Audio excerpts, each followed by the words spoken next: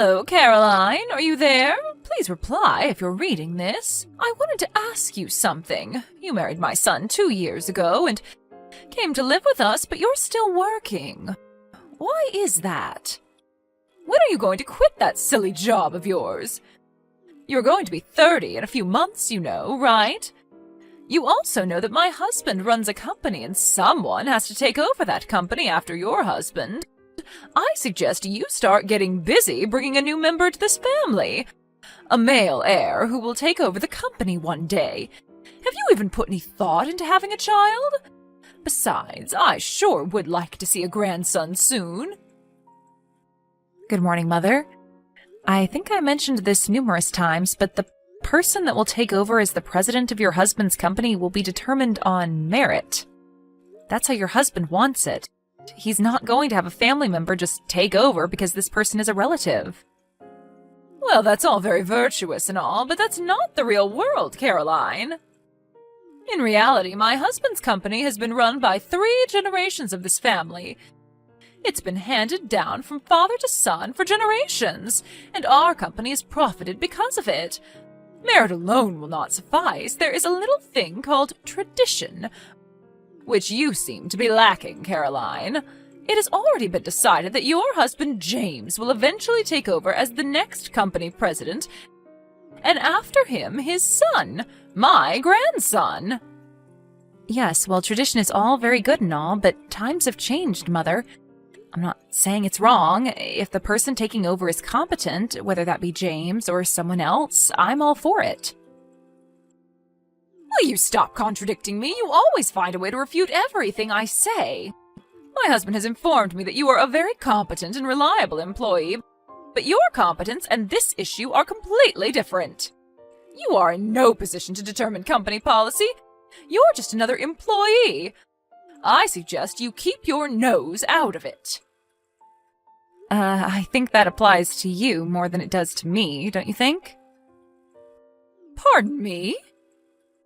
The person that will be promoted to that position concerns all the employees, and that person's decisions affect us all.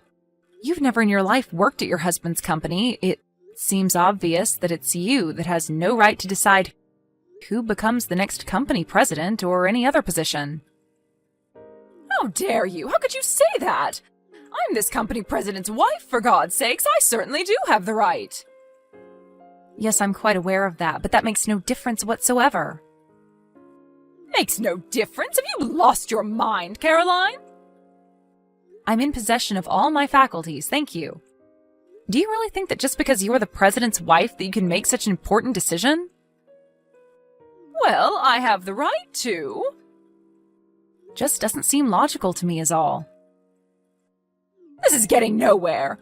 All you have to do is just stop complaining and work on giving us a grandson so that someday he will be able to take over this company and continue this long-established custom.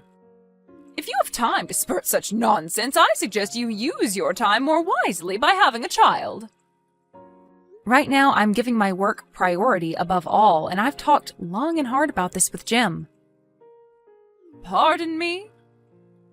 I know you complain to Jim about this matter all the time, and he gets irritated because you're so bullheaded about it. But could you not take that frustration out on me? I have other things to worry about.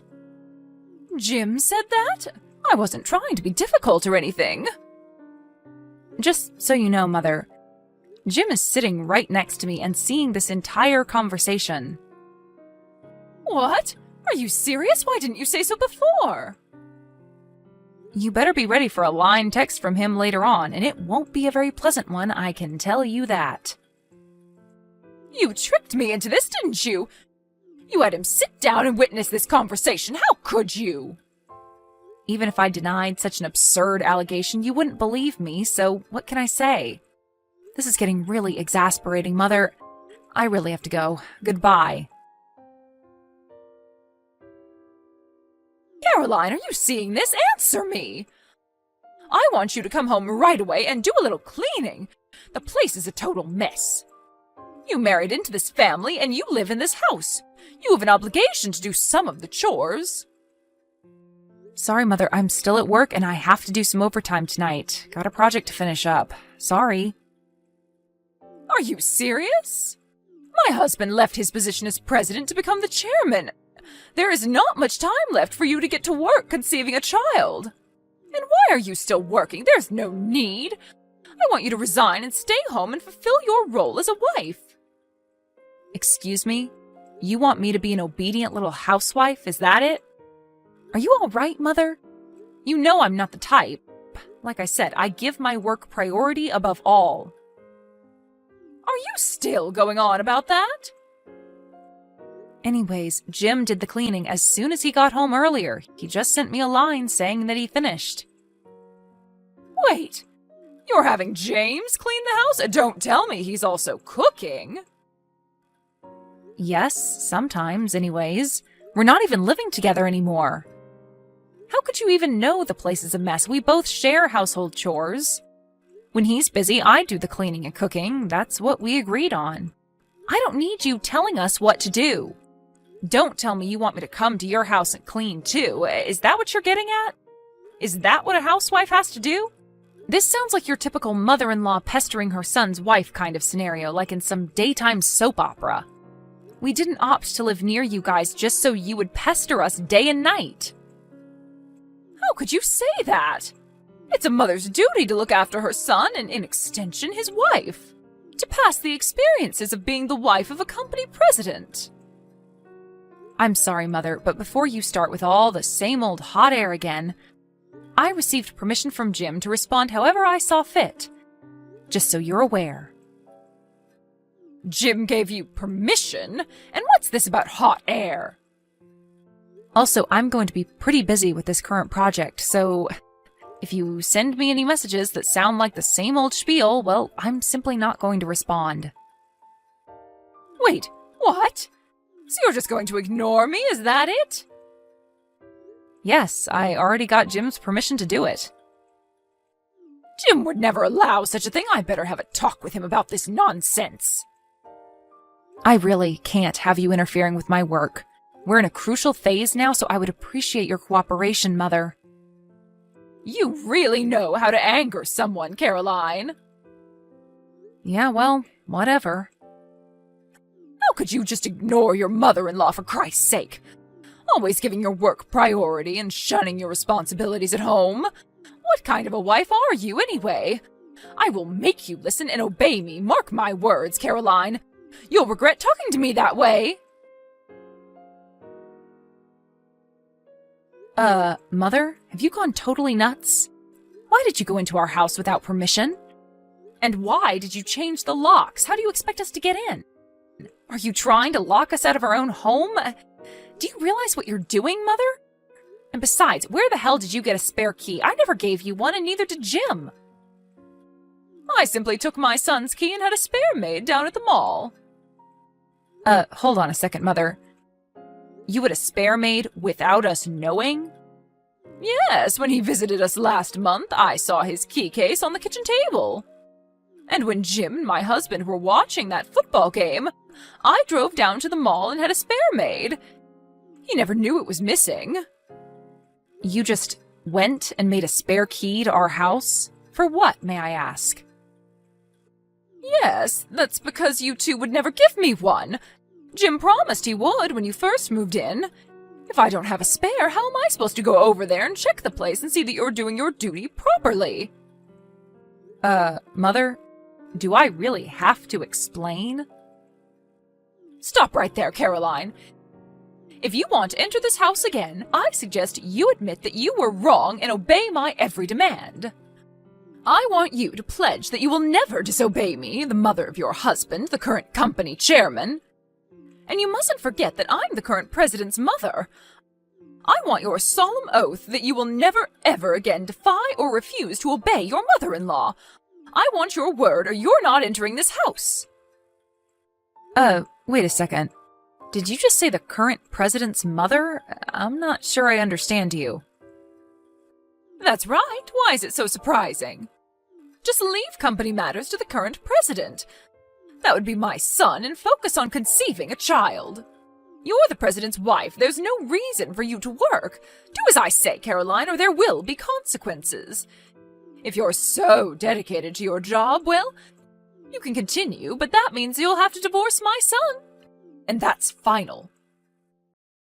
Oh, okay. So that's what you want me to do, huh? You want me to just resign from this company? Am I understanding you correctly, Mother? That's exactly what I'm trying to tell you. Have you finally gotten that through your little head? There are plenty of other employees that can take your place. That's what a company is for. You work, and when your time comes, you retire to raise a family. It's the normal course of things. Simply just resign and focus on bringing us a grandson. That's your role. It's about time you learned that, Caroline. Oh, okay, Mother. That means we'll just have to see the demise of this company, I suppose. You're joking, right? The company won't go under just because one of its employees resigns. You hold yourself in too much regard, my dear. Mother, you never fail to astound me. I really thought you had the company's survival in mind and that you were serious in your concern regarding who would take over as president, but then you tell me that I have to resign, and not for the good of the company, but to have a baby. What are you trying to say, Caroline? My concern for the company and the family are clear-cut and logical. There is nothing irrational or unjustifiable about what I'm saying. Oh, but it is completely irrational in my opinion. Okay, so if you think what I'm saying is so irrational, then explain that to me. Which part of it is it that you find so unreasonable?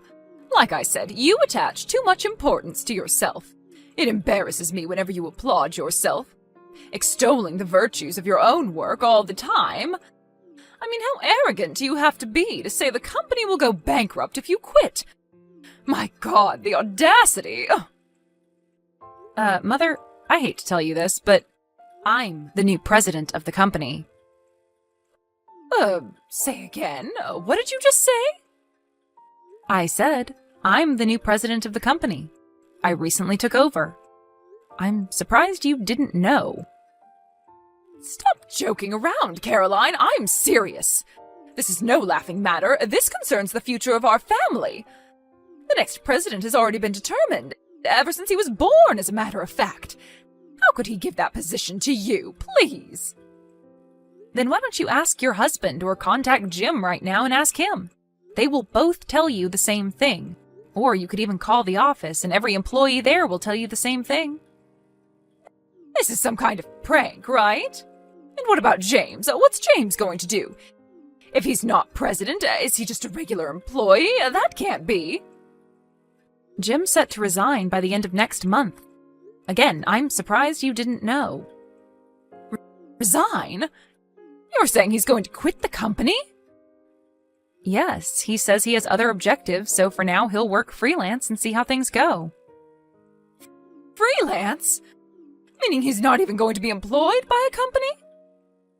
Yes, for a while, I guess, after which he says he will eventually start his own company. Start his own company? But why can't he just take over this company? Why would he start his own? Don't tell me you don't even know about that. I thought for sure you would know that. I didn't realize there was such a lack of communication in your family. Jim said that when he went to visit last time, he brought it up several times. He did? I never... He told me that your husband and Jim discussed this possibly years ago. Jim wanted his advice. After all, your husband built his company from scratch. Who better to get advice from, right? Huh? Really? And this was all before Jim and I got married. Neither my husband nor Jim mentioned anything. Oh, and as a side note, as for being selected as president of the company, both Jim and his father were explicit in their decision that I keep my business matters separate from my personal ones, meaning even if I became president, it would not affect our personal lives. And this decision does not mean that because Jim was not selected as president that I stole it from him. Please don't get that idea. Why wasn't I told about this? This is important. My husband nor Jim gave any clue as to what was going on.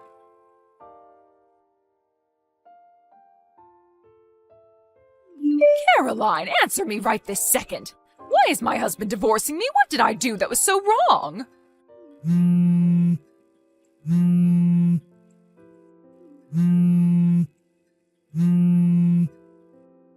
Ever since you arrived, this family has gone totally haywire. You ruined our family, Caroline. And why did Jim throw away the opportunity to become the president of his own family business? And now he's a freelancer? Why? And my husband, he didn't lift a finger to stop him. As a matter of fact, he encouraged him to quit and become a freelancer. What has gotten into everyone? You put a jinx on this family, Caroline. But the worst was yet to come. They appointed you as the next president of our company? How did you manage to dupe everyone? And now my husband wants a divorce? This is like some nightmare. Well, for one thing, you came barging into the offices of our company announcing to everyone of your status as the president's wife, screaming and demanding that your son be appointed president and that after him, our non-existent son, your grandson, be in line to take over after him. That didn't go over too well, especially with your husband. He was humiliated in front of all of his employees. Well, I only did that to protect our... If that security guard hadn't stopped you, you were going to come barging into my office and make a scene. Weren't you? But your actions were futile. A complete waste of time. Did you really think that you would be able to change policy or any decision the company makes? You have zero authority to make such demands. But I'm the president's wife.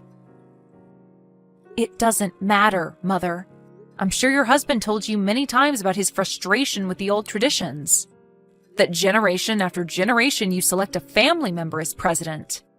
It just didn't sit right with him. He wanted a more merit-based system. He believed a more equal and fair playing field would allow the company to grow beyond its wildest dreams, instead of clinging to old traditions. No, he never meant those things. He was always a family man, always followed tradition.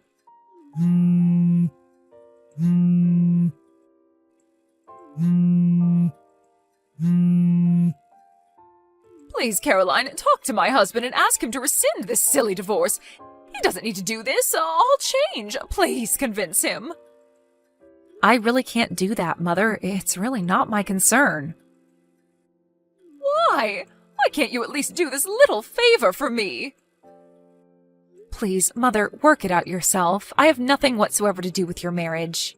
It's kind of late. I have to get some sleep. Goodbye. Please, Caroline, help me. Okay, I'll give you my blessing. How's that? I give you my blessing that you become the next president. Will you then help me in return? And about who will take over after you, well, I'll leave that up to you and James. You two can make that final decision. I won't interfere at all. What do you say, Caroline? Please? Please convince my husband to think it over. Please. Caroline, are you still there? Please don't cut me off. Please, Caroline, I need your help. Actually, my father-in-law told her that he was considering me as the next president, but she just wouldn't listen. Her mind just seemed to shut down whenever he brought up the subject. She couldn't accept the fact. The only thing that was on her mind was that her son was destined to become the next president, and that the wife would have to stay at home and have babies. Eventually, I was appointed as the next president, but that fact never entered my mother-in-law's mind in the slightest. Her son was the only person in the world that would be appointed, and that was that. There was no convincing her. She was so programmed by her self-delusions, a form of self-hypnosis, if you ask me. It was probably in that state of mind that made her barge into the office and cause the embarrassing scene in front of all those employees. My father-in-law was so infuriated by the incident that he began to question why he was even married to her, which eventually led him to file for divorce. After the divorce went through, she received a comfortable settlement and returned to her grandparents' home back east. But her spendthrift ways as the president's wife never really waned, and her savings quickly diminished. Her grandparents were worried that she would next target their meager savings and pension, and quickly cut ties with her. I heard she was living all alone in some beat-up apartment downtown doing various part-time jobs to make ends meet.